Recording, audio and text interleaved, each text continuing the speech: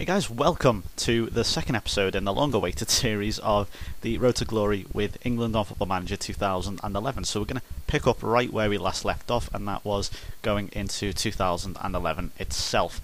As you can see, these are the fixtures. We've got Wales, Switzerland, Holland in a friendly, and the rest of the qualifiers there. Once again, Bulgaria, Wales and Montenegro.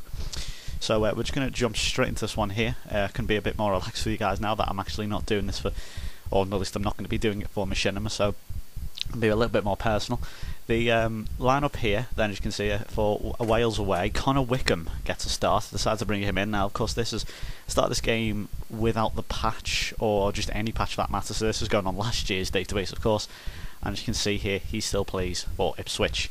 However, I threw him in, just threw him in at deep end. Really, I mean, Wales. Let's be honest here, they're not that great. And with all respect, to Wales. Yeah, not that great. I'm sorry. Well, it proves that you were in pot 6 for the World Cup draw, qualifying draw. It just says everything. And as you can see there was a goal straight away. I think that was Frank Lampard with the goal. Very easy. And then with the second goal here from the corner, Ryan Shawcross. Once again, he's proven to be an absolute beast for this England team. Really would recommend bringing him in if you are doing an England management series. He is an absolute beast. And not only is he a pretty good defender, he gets goals as well, as we saw in the last game. So as you can see there we go. Wales 0, England 2. That's the first part over with. The Wales, of course, will play Wales once again later. But Connor Wickham did okay in his debut, although he didn't score. He still did pretty decently, and as you can see, obviously with the amount of winnings we'd already done in 2010, that was poor English. Already had in 2010. We actually rose up to second, just behind Spain in the world. Now, the next game here, as you can see, against Switzerland, they have this very strange, unique gap in midfield that we tried to exploit, and actually it succeeded because we once again won here. As you can see, I brought in Jordan Henderson, of course, who is on the database at least, playing for Sunderland, not Liverpool. But I decided to bring him in anyway just to see how we do, and he actually did extraordinarily well. But the spotlight shifted once again back to Connor Wickham, who after this, very good actually from Henderson. Wickham got in there, got his first England goal. Really happy for him there, and maybe we might indeed see that maybe in the future as well. Of course, this is going on Euro 2012 qualifiers. I think they are the correct qualifiers. In fact, they could be the correct date. So maybe this could all be. Actually, no, this is 2011, actually. I think I've got that one wrong. Maybe in the later years, later on in the year, we could see that being true. But once again, Connor Wickham, as I say, getting his first goal, which is pretty good. And then there we go again. This time, it's the other one. Jordan Henderson getting his goal first, and it was just on his debut. And both them goals came within like the space of a couple of minutes. So both of them got off to a flying start for England, especially Jordan Henderson, who is just amazing on this for some apparent reason. And he got off started very well indeed. Now, we took a break from the qualifiers for a moment to play the Dutch, Holland, in a friendly. I know quite a few Dutchies are subscribed and watch these videos, so this one's for you. And it was a very odd game, actually, because as you can see here, it was 0-0 up to a point. At this point, it's 0-0, and this is about the second half. No goals have happened, obviously, since I haven't shown you them. But very lucky here, Dirk Kuyt actually gets a goal for Holland. At this point, my 100% record as England manager is in the balance. Really a bit worried, but this was on about the 55th minute for Dirk Kuyt to get a goal. Quite ironically, Dirk Kuyt scoring against me there, especially after I've just released him from Liverpool. But we came back, believe it or not. We came back. Glenn Johnson doing very, very well here, I must say. Somehow kept that one in. Joe Cole, as you can see, playing once again. I did this before, actually recorded this, or at least played the game quite a while actually, like June, I think I played this, so it was quite a while ago.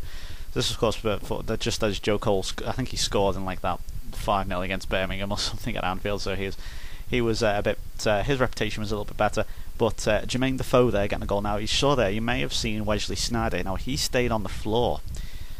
Probably a little bit unsporting from England, but hey, when you're playing Holland, you need every little bit of luck you can get, and obviously if it meant we played unsportingly whilst Wesley Sneijder was down, so be it, and we scored.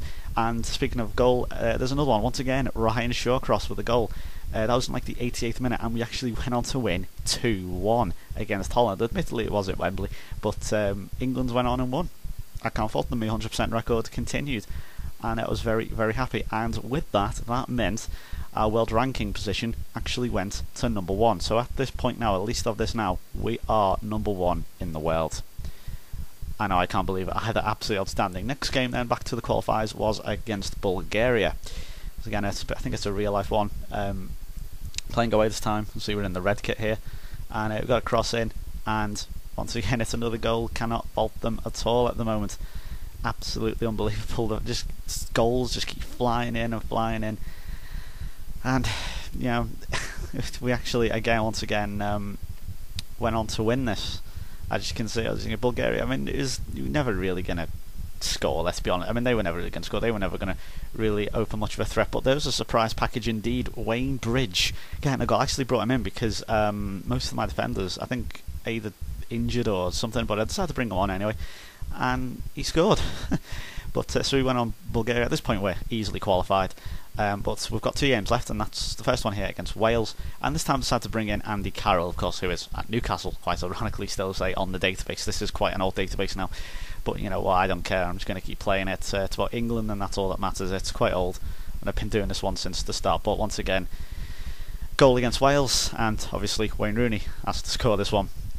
Let's have a look at this one again, and it's pretty average goal, really, not too special fun, certainly from Wayne Rooney standards, but never mind, he went ahead and scored anyway to give us the win at Wembley against Wales. Once again, no real threat from the Welsh. Unfortunately, that's so be it. So can we maintain a 100% record and get 30 out of 30 points as we take on probably the hardest game in the group? We saved the best to last, maybe, and that is Montenegro away. Well, I mean, it was a good start here. As you can see, David Beckham was starting, and a very, very lucky goal, I have to say. For I think I was at Defoe there. A very, very lucky goal indeed. But you know what? As I say, it's you take everything that comes your way. But I say that with a but. Unfortunately, the 100% record could not stay. We did not maintain it, as Montenegro, I should be able to see in a moment, go ahead and score. And the final result, I'm not going to say I won't spoil anything, but the final result is going to be 1-1. So unfortunately we could not continue the 100% record, but honestly I don't think it matters too much. As you can see, a very good goal for Montenegro, and very rare that we do concede a goal. As you can imagine, you know, we haven't conceded too many goals certainly this year, never mind overall in the overall qualification group. So yeah, unfortunately you see finished 1-1, and it was kind of disappointing. But you know, it didn't hurt as well to bring the likes back of David Beckham and so on, just because it could. You know, it was a bit easier. You know, rest some of the players. So this is the final group. As you can see, very easily finishing top of that group. Switzerland also qualifying, and it was no problem really. We never really struggled, never had much of a problem. So we actually went on then and to the qualifying. So as you can see, we were top seeds with Spain, Poland, and Ukraine, of course, who are hosting it. And as you see the groups there, so it did the draw, and this is what it came out as. So got Group A, B and C, and as you can see here, England came out in Group C with Italy, Turkey and Portugal. Very, very difficult group indeed. Ireland also in there, which is good to see, who got in with Germany and Croatia, Israel as well in there in France's group. So these are the upcoming fixtures then: Portugal, Turkey and Italy. Very difficult group, I think you will agree with. That's Group C for the European Championship, as well as a friendly in Iran. Yes, Iran, actually in Iran. It actually says the stadium in Iran. Anyway, that's enough from me, guys. Thanks for watching. I'll be doing live commentaries of them, so not to worry, these will become more common, and we'll continue them just as until FM11 becomes obsolete. So thanks for watching, guys. See you later.